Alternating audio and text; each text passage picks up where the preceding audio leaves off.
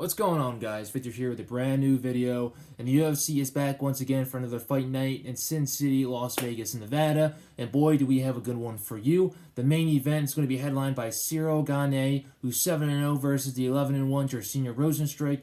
It's an interesting matchup. Two big guys are vying for a title shot in the near future, so whoever wins this matchup is definitely going to see themselves fighting for the title maybe by the end of the year, if not early 2022, just because of the whole entire Jon Jones factor and obviously the rematch between Stipe Miocic versus Francis Ngannou. If Francis wins, he's most likely going to face Jon Jones, and that's probably going to happen towards the end of the year, depending on if there's a rematch, another fight between Stipe and Ngannou, if they want to run that back for a trilogy fight. Obviously, Stipe won the first one, and then if Francis wins, they might enforce that trilogy depending on what Stipe wants.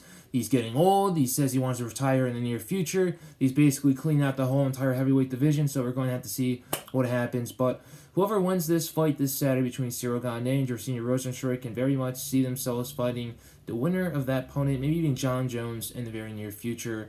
Obviously, Cyril Gane is a very technical striker.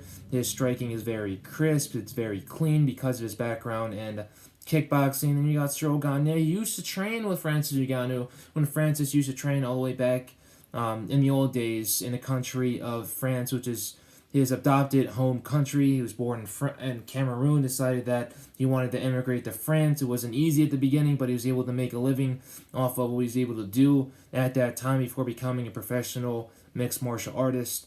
Obviously, Francis did want to become a professional boxer, but there's more success in mixed martial arts than there is in boxing, and you definitely become a professional in MMA faster than you can in boxing. So Francis went that route.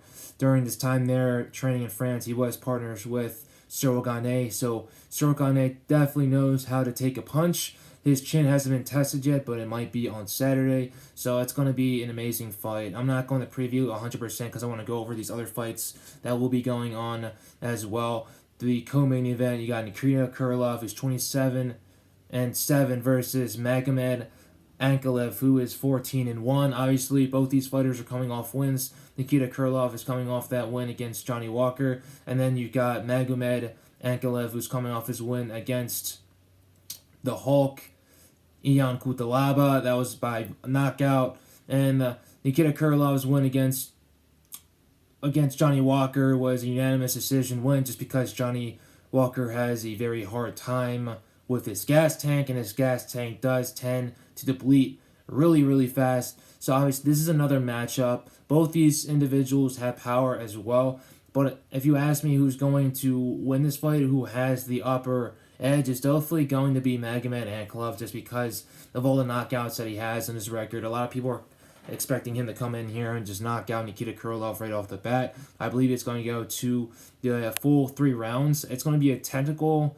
battle, but if I were Nikita Krylov, just keep the movement, keep the head movement, which is going to be the most important, because you don't want your head to be as stiff as a board just so it can be knocked out of place with how hard Magomed Ankalaev actually hits. And the best place for Krylov to actually take the fight is going to be on the ground. That way his insurance policy is paid in full, because if it's the more the fight is on the feet, the lesser chance he actually has of winning. So that's another interesting matchup right there. Another one on this card, because this main card is just stacked, guys. It's absolutely stacked, and I love it. Jimmy Rivera, who is, actually, I don't have his record on there, but he's facing Pedro Munoz, who's 18-5. I believe Jimmy Rivera might be, I believe he's about maybe 23-5, 23-4, or 24-4, around there. That's his record. Both these fighters have a lot of experience. Both these fighters are looking to get back into UFC bantamweight title contention with a win on Saturday.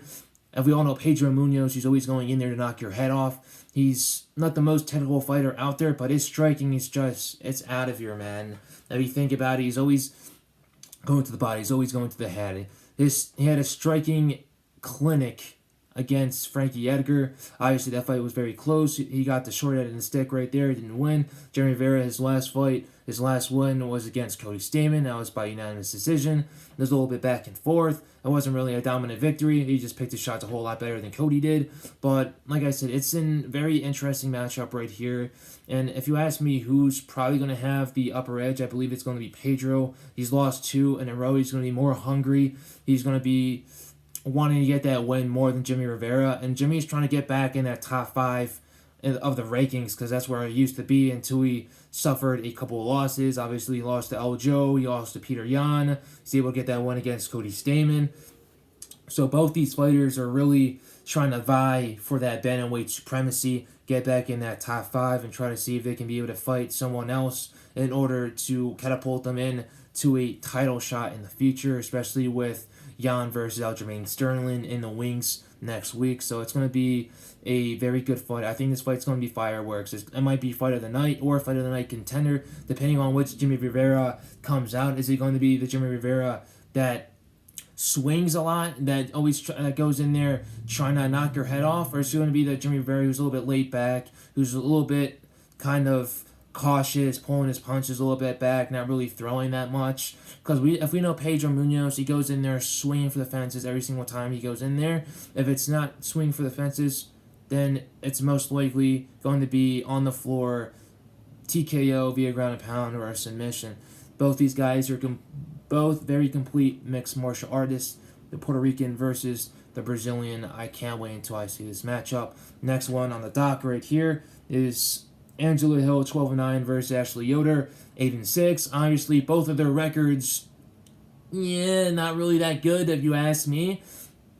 But it makes for a compelling matchup. Obviously, Angela Hill has been in some very exciting matchups. The most exciting matchup she's been in for me was when she fought Amanda Andrade, Jessica Andrade. My bad, Jessica Andrade, and when she fought Jessica Andrade, holy smoke, she was eating punches left and right, but she was also giving some back at the same time. And I was thinking she was so skinny, and Jessica Andrade is so thick and so big for that division. And this is back in strawweight. Now Jessica Andrade has moved up to 125 pounds, the women's flyweight division. And I'm thinking, holy smokes, how is Angela Hill not getting smoked? But she didn't. She was able to stay in there. She also had a great fight against Gadelia. Claudia Gadelia. She lost that fight. I thought she won that fight, if you ask me. And then she had another fight against Waterson, I believe. Waterson. I'm trying to remember her name because she hasn't competed in a while, but she fought against Waterson, and she lost that fight. It was a very close back and forth fight. Could have been a fight of the year candidate, especially for the women's. Obviously not coming anywhere to beat Wei Li versus Joanna, but obviously it was a very exciting matchup. So obviously Hill is coming off of some losses. She's trying to get back into the win column, and she was supposed to fight a couple of times, but obviously those fights didn't really pull through. So obviously Hill is basically fighting for her career, fighting for her life. So is Ashley Yoder as well. 8-6 isn't the best record, especially for being in the UFC. So obviously both these girls have a lot to fight for, especially when it comes to staying in the company. I believe that Hill is going to win this.